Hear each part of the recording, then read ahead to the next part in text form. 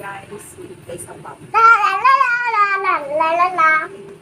Hello guys, magluto tayo ngayon ng bulalo. So ito yung mga sangkap.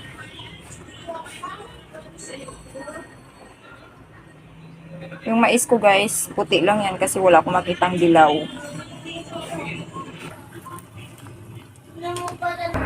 Lamputin pa natin guys ng 1 hour.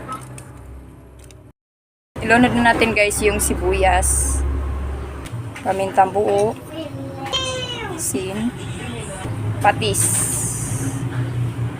Gawin na natin yung mais guys kasi malambot na yung karne. So yun na guys, sobrang lambot na ng baka. Ilagay na natin itong Baguio beans. Ilagay na natin yung Chinese pechay.